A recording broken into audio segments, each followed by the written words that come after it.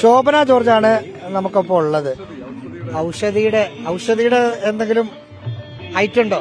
ഇല്ല, അമ്മയ്ക്ക് പൊങ്കാല ഇടുന്നതിന് ഇന്നതെന്നൊക്കെ ഉണ്ട്. ഇതിപ്പോ അമ്മയ്ക്ക് പൊങ്കാല പായസമാണ് നിവേദിച്ചിരിക്കുന്നത്. എന്ത് പായസം?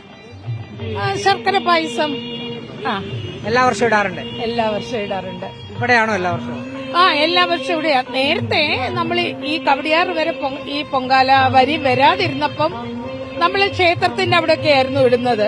പിന്നെ ഓരോ വർഷം കഴിയുമ്പോൾ ഇങ്ങോട്ട് നീങ്ങി ഇപ്പൊ നമ്മുടെ വീടിന്റെ മുന്നേ വരെ എത്തി. ഇത്തവണത്തെ പൊങ്കാല പിണറായി വിജയന്റെ ആരോഗ്യത്തിനു കൂടി വേണ്ടിയാണോ? അതെ, തീർച്ചയായിട്ടും. അതോ അദ്ദേഹത്തിന് ഈശ്വരാനുഗ്രഹത്താൽ കിട്ടേണ്ടതൊന്ന് മാത്രമേ ഉള്ളൂ, ആരോഗ്യം. ബാക്കിയുള്ള ബുദ്ധിയും സാമർഥ്യവും എല്ലാം അദ്ദേഹത്തിന് സ്വന്തമായിട്ടുണ്ട്. നമുക്ക് നൽകാൻ കഴിയുന്നത് ഈ പ്രാർത്ഥന മാത്രം.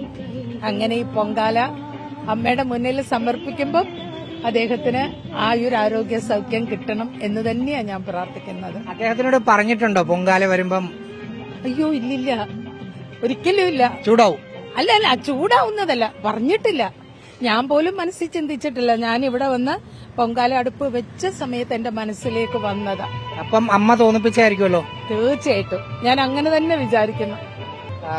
മൊത്തം ഒരു ചുവപ്പ് മയമാണ്. അയ്യോ, ഇതും ചുവപ്പല്ലേ? അങ്ങനെയാണെങ്കിൽ ഇപ്പൊ ഞാനും നിങ്ങളും മാച്ചാണ്.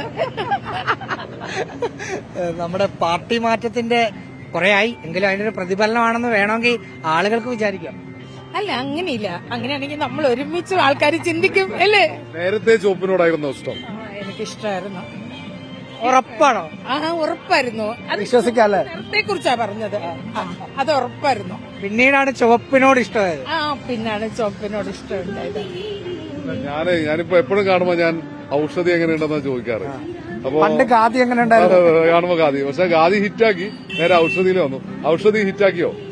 പിന്നെ ഞങ്ങൾ ഭയങ്കര ചരിത്രത്തിലെ ഏറ്റവും വലിയ ടേൺ ഓവറും ഗോൾഡിന്റെ പദവിയിലേക്ക് ഔഷധി ആദ്യമായി വന്നു. അപ്പൊ അതൊരു വലിയ നേട്ടം തന്നെയാണ്. ഹൈജീനിക് ആയി എന്നൊക്കെ പറഞ്ഞു കേട്ടു. ഹൈജീനിക് ആയി എന്നുള്ളതല്ല, ഇപ്പൊ ഒരു മരുന്ന് അവിടെ ഉൽപ്പാദിപ്പിച്ചാല് അതിലേതെങ്കിലും സിങ്കോ അങ്ങനെ എന്തെങ്കിലും അതിന്റെ റേഷ്യോയിൽ എന്തെങ്കിലും ഒരു ചെറിയ മാറ്റം ഉണ്ടെങ്കിൽ പോലും കണ്ടുപിടിക്കത്തക്കവണ്ണമുള്ള പുതിയ മെഷീനുകൾ അവിടെ ഇൻസ്റ്റാൾ ചെയ്തു. പിന്നെ കുറെ മോഡേണൈസ് ചെയ്തു.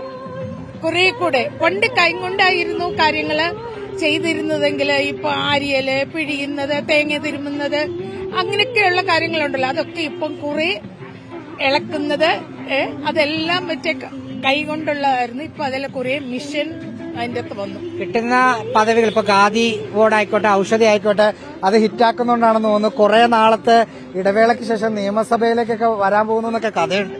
അയ്യോ, അതൊന്നും നമ്മുടെ കയ്യിലല്ല. നിങ്ങൾക്ക് പാർട്ടിയെ കുറിച്ച് അത്ര അറിയാത്തോണ്ടാ ഇങ്ങനെയൊക്കെ പറയുന്നത്. നിങ്ങൾക്ക് ഈ പാർട്ടിയെ കുറിച്ച് ഒന്നും അറിയില്ല. ഈ പാർട്ടിയെ കുറിച്ച് നിങ്ങൾക്ക് ചുക്കും അറിയില്ല? അല്ല, ഇതല്ല, അങ്ങനല്ലോ. ഒരിക്കലും ഞാൻ അങ്ങനെയല്ല പറയാം. തമാശ പറയാം, തമാശ. ഇന്ന് നമ്മുടെ സന്തോഷത്തിന്റെ ദിവസമല്ലേ, അപ്പൊ അതുകൊണ്ട് എന്തും പറയാം. അങ്ങനെ പൊതുവെ ഇത്തവണ പൊങ്കാലയിൽ എനിക്ക് പലപ്പോഴും തിരക്ക് കുറഞ്ഞതായിട്ടൊക്കെ തോന്നുന്നുണ്ട്. എന്നാലും വലിയ ആവേശത്തോടെ ഭക്തിയോടുകൂടെ എല്ലാവരും എത്തുകയാണ്. എന്താ ഒരു പ്രത്യേകതയായിട്ട് തോന്നുന്നത് ഈ തവണത്തെ? അല്ല, ശരിക്കും എനിക്കൊരു സത്യം പറഞ്ഞാൽ വലിയ പ്രത്യേകത തോന്നുന്നില്ല.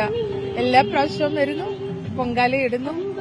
ചൂടൊന്ന് കുറയുമെന്ന് വിചാരിച്ചു, പക്ഷെ ഒരു തരത്തിൽ ചൂട് കുറവില്ലായിരുന്നു. ഇപ്പൊ എല്ലാം ഒന്ന് പൊങ്കാലയെല്ലാം നിവേദിക്കേണ്ട ഒരു സ്റ്റേജ് ആയതുകൊണ്ടാണ് മറ്റേ അടുപ്പിലെ തീയും പുറത്തെ ചൂടും. പക്ഷെ എന്നാലും നമ്മളെല്ലാം ഭക്തിയോടെ ഇങ്ങനെ നിൽക്കും. പൊങ്കാലയെക്കുറിച്ച് മാത്രമല്ല അല്പസ്വല്പ രാഷ്ട്രീയമൊക്കെ പറഞ്ഞിട്ടുണ്ട് ശോഭന ജോർജ്.